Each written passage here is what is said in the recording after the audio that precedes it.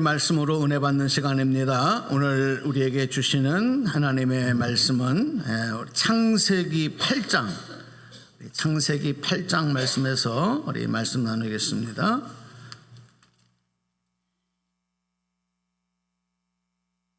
오늘 말씀 우리 다 함께 한 목소리로 합독할 것입니다. 여러분이 말씀을 정독하시면서 소리 내셔서 함께 합독하겠습니다. 창세기 8장 6절부터 12절까지 말씀 함께 우리 합독하겠습니다. 시작. 40일을 지나서 노아가 그 방주에 낸 창문을 열고 까마귀를 내놓음에 까마귀가 물이 땅에서 마르기까지 날아 왕래하였더라. 그가 또 비둘기를 내놓아 지면에서 물이 줄어들었는지를 알고자 하매 온 지면에 물이 있으므로 비둘기가 발붙일 곳을 찾지 못하고 방주로 돌아와 그에게로 오는지라. 그가 손을 내밀어 방주한 자기에게로 받아들이고 또 7일을 기다려 다시 비둘기를 방주에서 내놓음에 저녁 때에 비둘기가 그에게로 돌아왔는데 그 잎에 감람나무 새 잎사귀가 있는지라.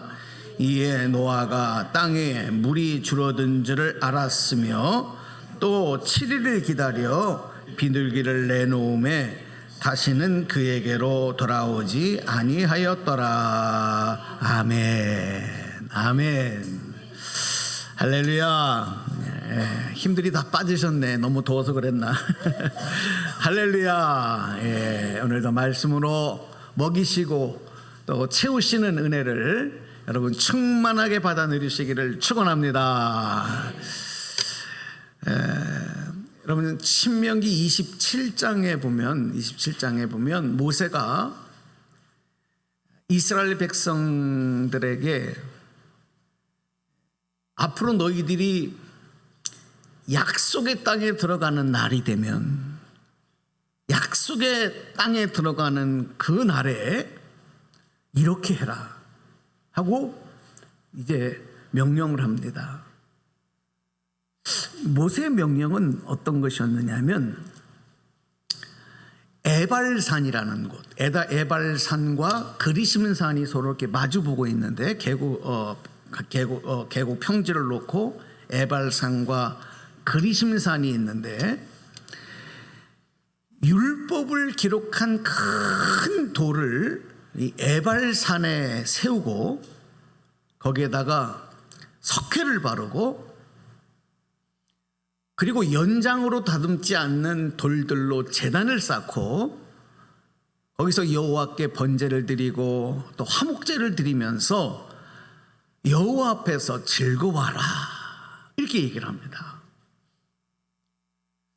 그리고 뭐라고 얘기를 하냐면 너희가 여호와 하나님의 백성이 되었으니 하나님 여호와의 말씀을 청종하여 내가 오늘 너희에게 명령하는 그 명령과 규례를 행하라고 하신 그 하나님의 명령을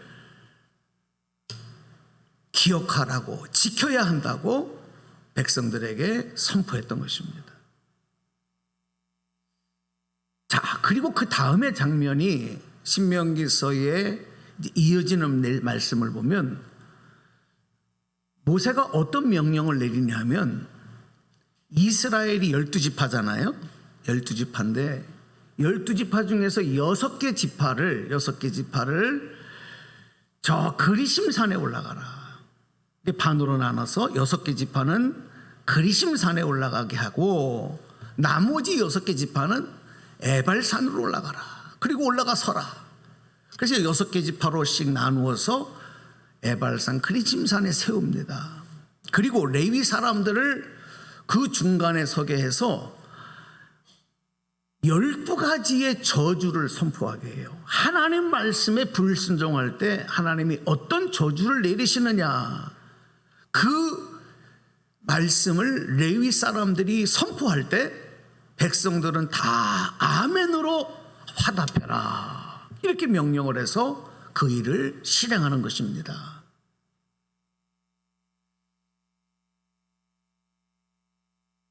그렇게 해놓고 나서 모세가 다시 얘기합니다. 하나님 말씀에 순종할 때 받는 풍성한 복, 그리고 하나님 말씀에 불순종하고 악을 행할 때 받는 이 무시무시한 저주, 이것에 대해서 바로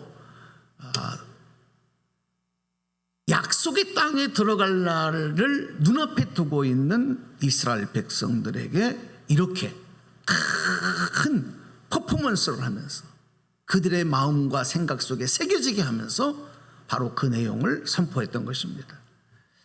여러분, 이게 무슨 얘기냐? 지금 모세가 이 죽음을 얼마 남지 않았거든요. 그리고 이스라엘 백성들의 수건인 약속의 가나안 땅에 들어가게 되는 일이 이제 코앞에 왔어요. 40년 동안 광야에서 그 헤매던 약속의 땅을 소망하던 백성들에게 이 가나안, 적과 꿀이 흐르는 가나안 땅에 들어간다고 하는 일이 얼마나 흥분되고 얼마나 기대되고 얼마나 여러분 축복된 일이었겠습니까? 네?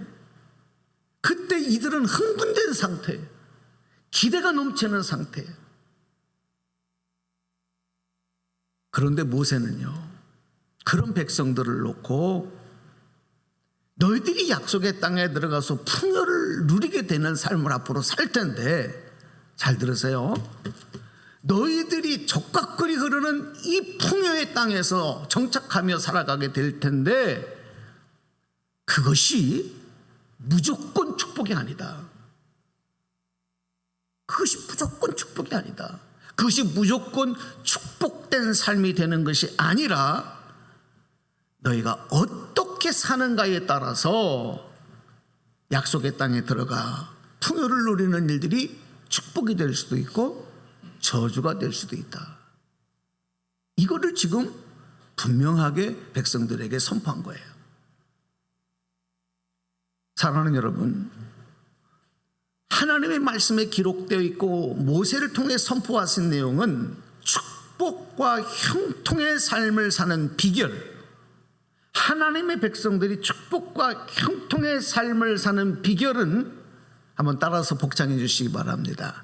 하나님의 언약의 말씀을 지켜 행하는 것. 뭐라고요? 하나님의 언약의 말씀을 지켜 행하는 것이 무슨 비결이라고요? 축복과 형통의 비결이다.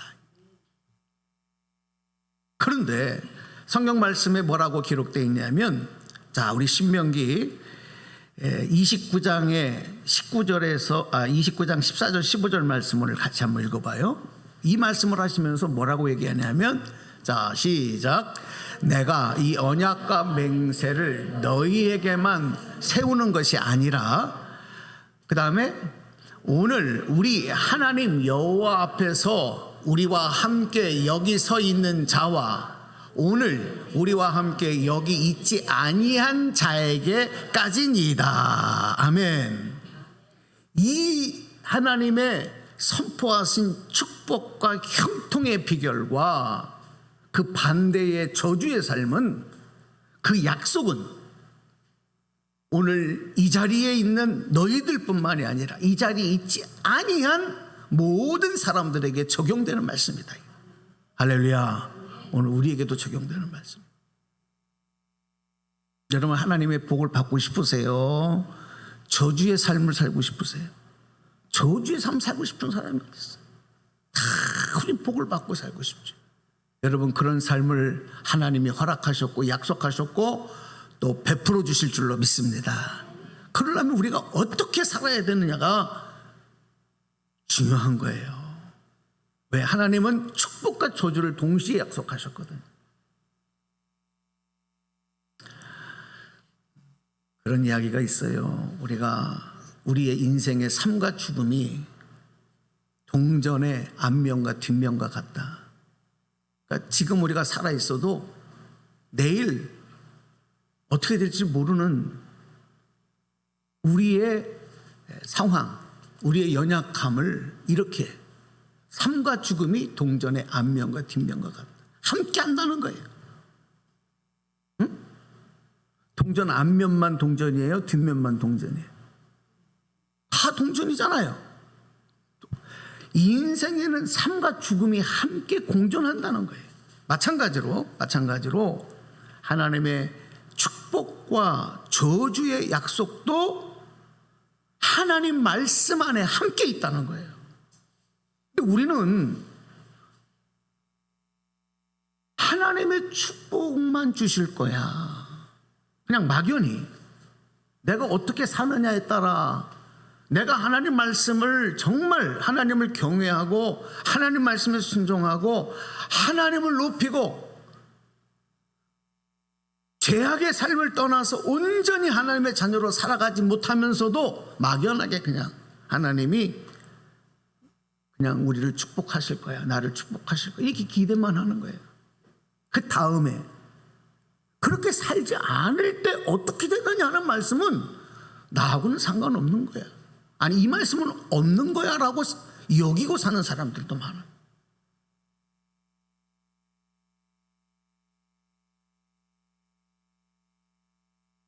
마치 하나님 주신 생명, 인생을 내가 주인인 것처럼 내 마음대로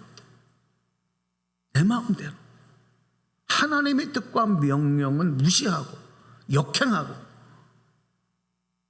그냥 내 마음대로 살아가는 삶, 그 삶이 곧 여러분 악이 되는 것이고 죄가 되는 거예요.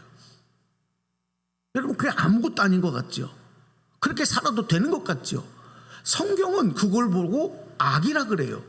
그걸 보고 죄라 그러는 거예요. 여러분, 그 결과가 무시무시합니다. 성경은 그 결과를 사망이라고 얘기해요. 그리고 심판이라고 말씀하고 있어요.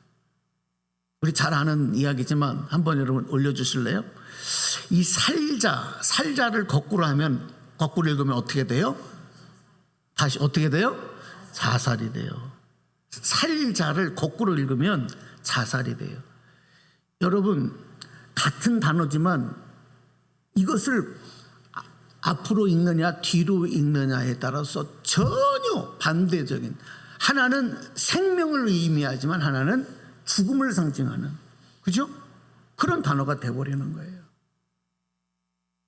영어 단어에도 보면요, 살다라고 하는 뜻을 가진 live라는 단어가 있어요. live. 근데 이 live라는 live 이 스펠링을 거꾸로 읽어보면 뭐가 되느냐? ever. 이게 뭐예요? 악을 상징하는 거예요. 이 vil 거꾸로 읽으면 이게 바로 evil, 악이 되는 거예요. 사는 것과 악, 여러분 전혀 다른 의미가 되어버리는 거죠. 여러분, 진리는 멀리 있지 않습니다. 하나님이 주신 생명과 인생을 하나님의 뜻대로 살지 아니하고 거꾸로 역행하여서 살면, 불순종하게 하면, 하나님의 뜻이 아닌 내 뜻대로 살면, 그것은 결국 뭘 선택하는 거냐? 죽음과 악을 선택하는 것이 되는 거예요. 하나님의 주신 생명을 축복으로 채우는 것이 아니라 악으로, 죄로, 죽음으로 채워가는 인생이 된다 이거예요. 그런데 안타깝게도 점점 세상에는 또 믿는 자들 중에도 이런 진리를 깨닫지 못하고 살아가는 사람들이 점점 더 많아지고 있다는 것이 안타까운 거예요. 오늘 우리 가운데는 그런 분들이 한 사람도 없었으면 좋겠어요. 아멘. 예. 자, 노아가 살던 시대도 그랬어요. 노아가 살던 시대, 하나님께서는 하나님의 창조하신 이 세상이 하나님의 뜻에 역행하며 점점 타락하여서 더 이상 하나님이 보실 수가 없을 정도로 타락하는 거예요. 그 원인이 어디 있나 보니까 인간의 죄에 있어요. 인간들의 죄에 있는 거예요. 그래서 하나님께서 내가 인간을 창조하신 것을 한탄하시고 후회하시면서 그 사랑의 하나님, 자비 하나님이 심판을 계획하셔. 그리고 심판을 명령하십니다. 너 때문에, 죄 때문에. 누구의 죄 때문에? 인간들의 죄 때문에. 세상의 모든 것들이 심판을 받아. 짐승들까지도, 자연까지도. 여러분, 지금도 마찬가지입니다. 하나님의 형상을 따라 지음받은 인간들의 죄로 인해서 여러분, 더불어서 세상과 자연과 그리고 짐승과 동물들, 모든 생명체들이 복을 받을 수도 있고 여러분, 심판과 저주를 받을 수도 있어요.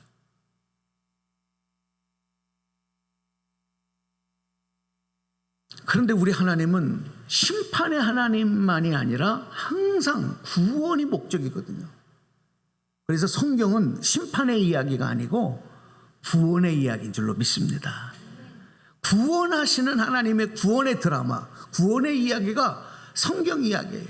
그래서 성경을 하나님의 약속, 예수님이 오시기 이전의 약속을 구약, 예수님이 오시기 이후의 약속을 신약. 그 약속은 뭐에 대한 약속이에요? 뭐에 대한 약속이에요? 구원에 대한 약속이에요. 할렐루야. 오늘도 그 약속은 유효한 줄로 믿습니다. 오늘 우리가 그 약속을 붙들고 신앙생활하고 약속을 붙들고 살아가는 거예요. 하나님이 이런 심판을 명령하시고 동시에 구원의 길도 열어놓으셔요.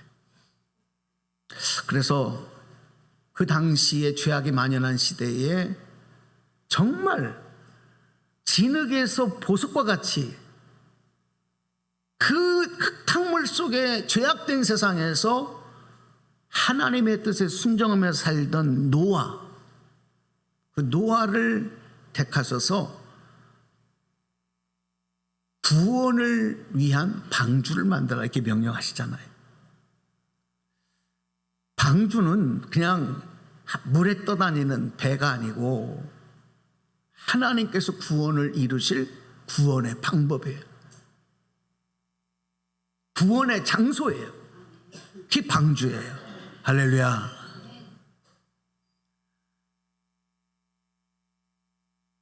하나님이 심판을 명령하시고 심판을 행하실 날에 사용하실 그 방주, 그 방주를 하나님이 직접 설계를 하시는 거예요. 구원의 방주를 하나님이 설계하시고 그리고 그 모양과 크기도 하나님이 결정하시고 그리고 그 방주를 만드는 재료도 하나님이 다 선택하셔요. 어떤 나무로 그리고 어떻게 무엇을 칠하고 다 하나님이 결정하셔서 모세에게 명령하셨을 때 모세는 그 하나님의 명령과 계획에 절대적으로 순종하면서 방주 만드는 일에만 전념한 것입니다. 그게 여러분 순종이에요. 왜 이렇게 만들어야 돼요? 왜 이런 모양으로 만들어야 돼요? 왜 이런 재료를 써야 돼요? 이렇게 하면 더 좋지 않겠어요? 그렇게 하지 않아요. 그런데 여러분 놀라운 사실은 노아가 이 방주를 만드는데 몇 년 동안 만들어요? 성경을 읽어보신 분들은 네? 몇 년 동안 만들었을 것 같아요? 내가 안 만든 일이니까 신경 안 쓰시죠? 자그마치 여러분 120년. 몇 년이요? 아니 여러분 놀라지도 않네. 방주를 만드는 일이 그 시간이 몇 년이라고요? 120년 동안을 방주를 만드는 거예요. 이게 여러분 가능해요? 노아도 사람인데 이게 무슨 의미일까요? 왜 120년일까요? 응? 다른 여러 가지 해석을 할 수 있겠지만은 이 120이라는 숫자를 우리는 주목해야 합니다. 120이라는 숫자가 뭘 의미할까요? 성경에 보면 하늘의 수를 3이라고 해요. 그죠? 하늘의 수. 그래서 성부, 성자, 성령 하나님. 하늘의 수. 3은 하늘의 수예요. 그 다음에 땅의 수는 몇이에요? 4예요. 그러니까 하늘의 수와 땅의 수를 곱한 숫자가 몇입니까? 12예요. 12. 그리고 숫자는 1에서부터 10까지가 되어야 이게 충만해지는 충만수가 돼요. 만수가 돼요. 1에서 10. 그래서 완전수, 하늘과 땅의 숫자를 곱한 완전수에다가 숫자의 충만수, 만수를 곱하니까 몇 년이 돼요? 그게 120년이에요. 이게 뭘 얘기하냐면 노아가 하나님의 명령대로 방주를 짓는 일에 완전한 순종을 했다는 거예요. 할렐루야. 오늘 성경은 하나님은 오늘 우리에게 그것에 주목하게 하시는 거예요. 여러분 120년 동안 만들려면 만드시겠어요? 에? 아마 제 생각에는 12년 12년도 어렵지. 1년 2개월도 버틸까? 노아는 완전한 순종을 한 거예요. 자, 그리고 이제 그 다음에 우리 잘 아는 말씀이 이제 그렇게 다 방주가 완성되고 나니까 하나님의 심판의 날이 임박합니다. 그때 방주의 정결한 짐승은 7쌍씩, 부정한 짐승은 1쌍씩을 방주에 들어가게 해라. 이렇게 명령을 하셔요. 그대로 순종합니다. 그리고 하나님 말씀에 순종한 노아와 그의 가족들이 이제 마지막으로 방주에 들어갔을 때 방주의 문이 닫히자마자 그 다음에 하나님의 심판이 임하는데 40주 40야를 그냥 피가 내리때리는 거예요. 얼마 전에 우리 수요일인지 금요일 날인지 교회 오실 때 우리 권사님 비 쫙 맞고 그 비가 여러분 그 차 타는 그 시간에 그냥 홀딱 다 맞아버릴 정도의 쏟아지는 비. 여러분 하늘이 뚫린 것처럼 비가 40주야를 밤낮으로 쉬지 않고 쏟아붓는 거예요. 하나님의 심판의 비입니다. 온 천지가 물에 잠긴 거예요. 온 천지가 이렇게 홍수 심판으로 물에 잠기고 150일이 이제 지났을 때에 그 세상의 물이 150일 동안 잠겨 있는 거예요. 응? 그때 이제 서서히 이제 물이 빠지기 시작하죠. 그런데 문제는 이 방주 안에서 있던 구원받은 짐승들과 생명체들과 노아와 그 가족들은 밖을 내다볼 수가 없는 거예요.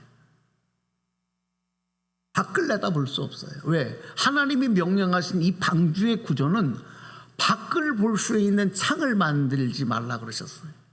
그러니까 뭐냐면 가판이야 그냥. 응? 창고 안에 들어가 있는 것 같은 거예요.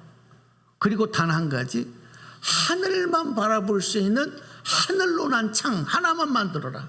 이게 하나님 명령대로 노아가 만들었거든요. 그러니까 이제 비가 멈춘 건 알았는데 도대체 이 땅을 가득 찬 이 물이 빠졌는지 안 빠졌는지는 밖을 내다볼 수 없기 때문에 알 수가 없는 거예요. 그래서 어떤 일을 합니까? 노아가 이제 물이 어느 정도 빠졌는지를 알아야 되잖아요. 그 목적을 위해서 오늘 설교 제목인 나오는 두 마리 새, 까마귀와 비둘기를 방주 밖으로 날린 거예요.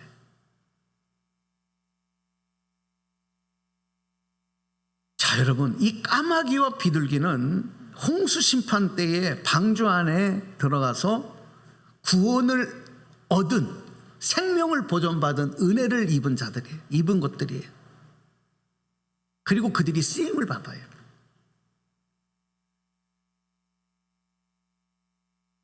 그런데 놀라운 사실, 주목할 사실, 구원받은 존재들인데 구원받고 난 이후에 쓰임받는 모습에서 이 까마귀와 비둘기의 모습은 전혀 다른 모습, 전혀 다른 결과를 보여주고 있다는 거죠.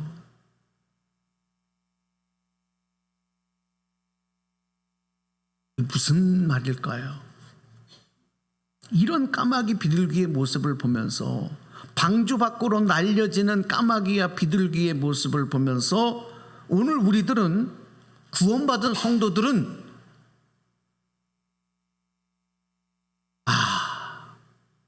나도 저 까마귀의 모습 아니면 비둘기의 모습 중에 하나가 되겠구나, 이거를 우리가 깨닫고 느끼셔야 되는 거예요. 그럼 뭐가 되고 싶어요? 어떤 모습이 되고 싶어요? 어떤 모습으로 여러분이 살아간다고 생각하세요? 우리는 다 예수 믿고 구원 받았잖아요. 여러분 안 믿으세요? 믿으세요? 아멘. 우리 구원 받았잖아요. 그럼 구원 받고 난 이후에 지금 하나님에 의하여 쓰임 받는 오늘 우리의 모습은 까마귀의 모습일까, 비둘기의 모습일까를 한번 생각해 보자는 거예요. 자, 레위기 11장 15절에 보면 이 까마귀를요, 가증한 새다. 그래서 이 까마귀는 사람이 먹으면 안 되는, 먹을 수 없는 거다, 이렇게 딱 규정을 해 놓으시고, 가증하고 부정한 새로 규정을 하셨기 때문에 하나님께 제사를 드리는 제물로도 쓸 수 없어요. 그런데 비둘기는 정결한 새다. 그래서 가난한 사람들이 하나님 앞에 제사를 드릴 때는 그 비둘기로 제물을 드릴 수 있도록 제물로 사용할 수 있는 새, 그렇게 레위기에서 정하셨어요.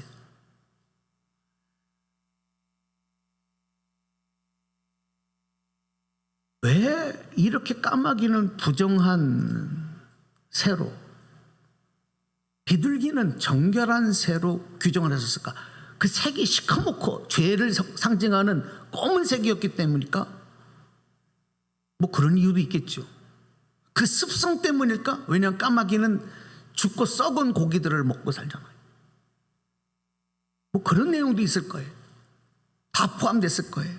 그런데 제가 말씀을 준비하면서 그런 것도 있겠지만, 바로 오늘 노아가 방주에서 이 구원의 은혜를 입은 이 두 마리 새에게 방주 밖으로 날려졌을 때, 사명으로 날렸을 때에 그 새들이 보여줬던 그 모습, 그 결과 때문에도 레위기에서는 이렇게 부정한 새와 정결한 새로 나누지 않았을까? 이건 제 해석이에요. 그런 마음이 오더라. 오늘 성경에 기록된 대로 까마귀는 방주 밖으로 날렸을 때 다시 돌아와요, 안 돌아와요? 방주 안으로, 노아에게로 다시 돌아와요, 안 돌아와요? 안 돌아옵니다. 오늘 성경에 보면 까마귀가 물이 땅에서 마르기까지 날아 왕래하였더라. 물이 마르기까지 돌아오지 않습니다. 그 이유가 뭐였을까요? 물 위에 먹을 게 너무 많아요. 죽은 썩은 시체들, 물 위에 떠다니는 시체들이 너무 많아. 까마귀에는 너무 좋은 세상이에요. 너무 풍요로운 세상이에요.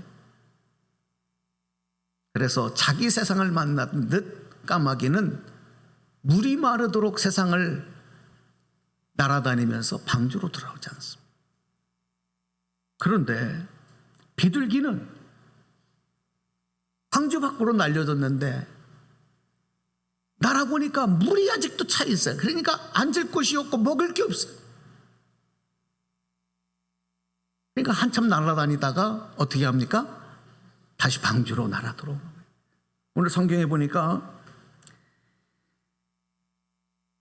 비둘기가 발붙일 곳을 찾지 못하고 방주로 돌아 그에게 올 때에 노아가 손을 내밀어서 방주한 자기에게로 받아들이고 이랬어요.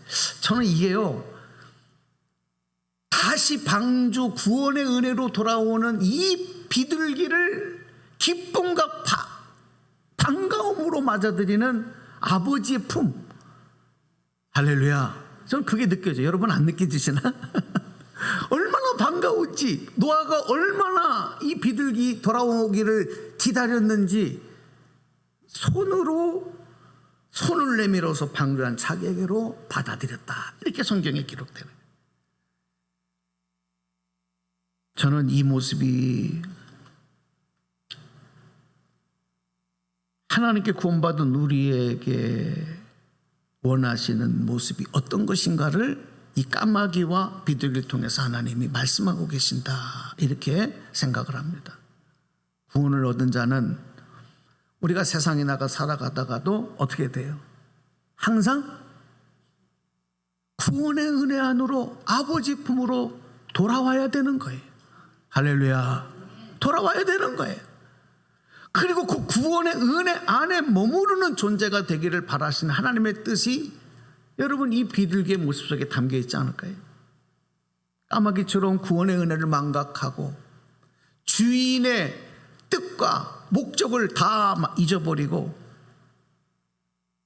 죄악으로 죽어간 세상으로 날아가 여기가 좋사오니 하며 다시 돌아오지 않는 그런 모습을 하나님이 기뻐하실까요?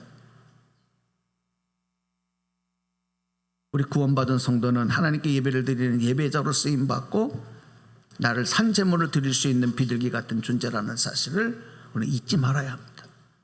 여러분 까마귀가 되지 마시고 비둘기가 되시길 바랍니다. 비둘기는 하나님 앞에 제물로 쓰여질 수 있도록 규정된 정결한 새라 그랬잖아요. 오늘 우리가 그렇게 쓰임받는 존재. 만약에 내 마음과 양심과 생각 속에 부정하고 더러운 죄악의 요소와 습성이 그대로 남아있다고 한다면, 그것이 나를 지배한다면